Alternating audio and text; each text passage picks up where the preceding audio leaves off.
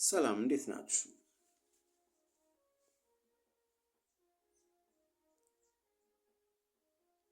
የጨለማ ሀገሩ ወዴት ነው? እውነት ብርሃንና ጨለማ ይተዋወቃሉ? ጨለማ በብርሃን ፊት መቆም አይችልም። ጨለማ በብርሃን ፊት ሙት ነው። ብርሃን ሲገባ ጨለማ ውልቅ ብሎ ይወጣና ይጠፋል። ለማቅማማት እንኳ አይሞክርም። ቅን ሐሳብ ክፋትንና ተንኮልን ያመክናል። እነሆ አንድ ታሪክ። ሁለት የማይዋደዱ ግን ደግሞ የማይለያዩ ጓደኛሞች ነበሩ። እኒህ ጓደኛሞች በሐሳብም ሆነ በተግባር ፈጽሞ የማይግባቡና ጓደኝነታቸው ምን ላይ እንደተመሰረተ ለተመልካች ግራ የሚያጋቡ ናቸው። የአንደኛው ሐሳብ ምንጊዜም ደግነት፣ ርኅራኄ፣ ለሌሎች ማካፈልና ማዘን ሲሆን የባልንጀራው ግን የዚህ ተቃራኒ ነው። ሁልጊዜም የሰዎችን ጉድለት ሲፈልግ ነው የሚገኘው። ብልጣብልጥነትና ይሉኝታቢስነት ሀገራቸው አድርገውታል። ክፋትንና ሴራን ሲያውጠነጥን መገኘት የዘወትር ስራው ነው። እኒህ ሁለት ባልንጀሮች ጨለማና ብርሃን ናቸው። ጨለማው ብርሃንን አጥብቆ ይፈልገዋል። ምክንያቱም ጨለማ ያለ ብርሃን የተሟላ ጨለማ እንኳን መሆን አይችልም። ጨለማ ያለ ብርሃን የተሟላ ጨለማ እንኳን መሆን አይችልም። ክፋት ያለ ደግነት መታየት ባልቻለም ነበር።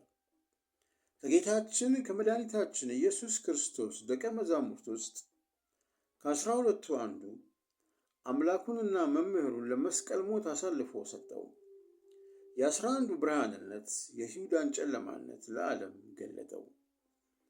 ምናልባትም የተመረጡት ሁሉ እንደ ይሁዳ ልባቸው ጨለማ ቢሆን ኖሮ ይሁዳ የሚታወቀው በደቀ መዛሙርትነቱ ከዚህም አለፍ ሲል በአቃቤ ነዋይነቱ ነበር። የብርሃን ኑባሬ የቅንነት ግዝፈት ለሴረኞች ሕልውና ወሳኝ ነው። ጨለማና ክፋት ሀገር የላቸውም፣ መገኛ ስፍራም አልተተወላቸውም። ሰማይና ምድሩን ጥልቁንና የማይታየነው የሸፈነው ብርሃን ነው። ብርሃን ደግነት ነው። ብርሃን መገለጥ ነው። ጨለማ ክፋት ነው። ጨለማ መሰወር ነው። ከመልካም ሰው ልብ መልካም ሐሳብና ርኅራኄ ይቀዳል። በእዝነት የረሰረሰ ቃል በክፋት የተሰበረ ልብን ይጠግናል። በተንኮል የወደቀን ያነሳል። ተስፋ ርቆት የዛለን ሰውነት ያበረታል። እናንተ ደግ ለመሆን ከወሰናችሁ ምንም የምትጠየቁት ትርፍ ነገር የለም። ብርሃን ለመሆን ቆርጣችኋልና ተፈጥሮ በራሷ እናንተን ለማገዝ ትነሳለች። ሰውን የሚያደክመው ክፋትና ተንኮልን ማሰብና መስራት ነው። ይሁዳ አምላኩን ለመሸጥ ሲመርጥ ለበርካታ ጨለማዎች ከገዢዎቹ ጋር ለመደራደርና ለመስማማት ዱርና ገደል አቋርጧል። አዩኝ አላዩኝ እያለ ተጨንቋል። ከራሱ ጋር ተጣልቷል። ሰውን ለመጉዳት ማሰብ ለመጥቀም ከማሰብ እጅግ የከበደ ነው። ከራስ ሕሊና ጋር የሚደረገው ጦርነት ሳይጨመር ማለት ነው። በቀላል ምሳሌ ነው። የታመመን ሰው ለመጠየቅና ለማጽናናት ምንም ድካም የለውም። ሰው አየኝ አላየኝ እያሉ መጨነቅም አይታሰብም። ግን ይህንኑ የታመመ ሰው ለመግደልስ እንደ መጠየቅና ማጽናናት ቀላል ነውን? ለዛውም ታሞ አልጋ ላይ የዋለ ሰውን በጭራሽ። ክፋት ዋጋ ታስከፍላለች። የሚደንቅ ነገር ግን ልብ ያላልነው እውነት እነሆ። ክፉና ተንኮለኛ ለመሆን ሰው ከወሰናችሁ ድንበርና ወሰን ከግማሽ በላይ አልፋችሁ መሄድ ይጠበቅባችኋል። ክፉና ተንኮለኛ ለመሆን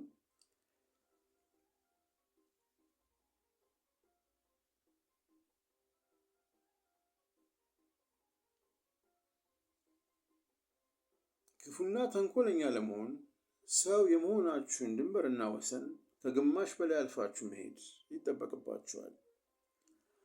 አጥፍቶ ጠፊ መሆን ቀላል የቤት ስራ የመሰለው ሰው ካለ ይህ ሰው እጅግ ተሳስቷል።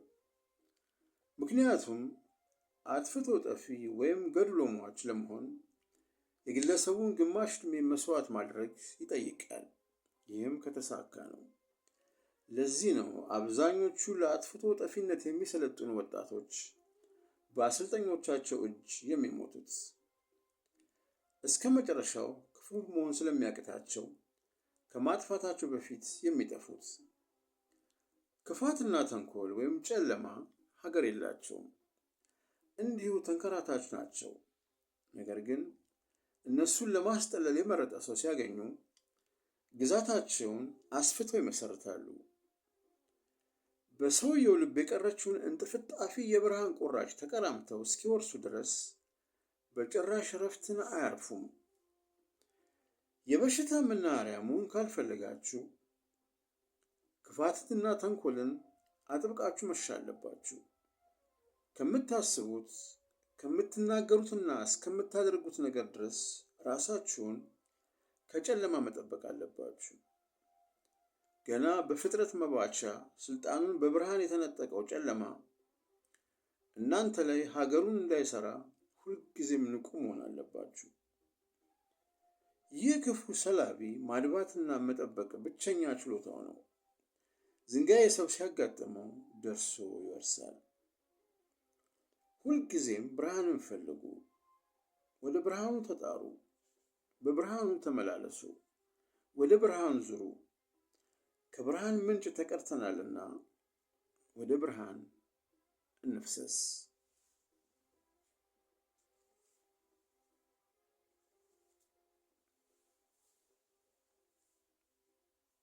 የዛሬውን ቪዲዮ በዚሁ አበቃን።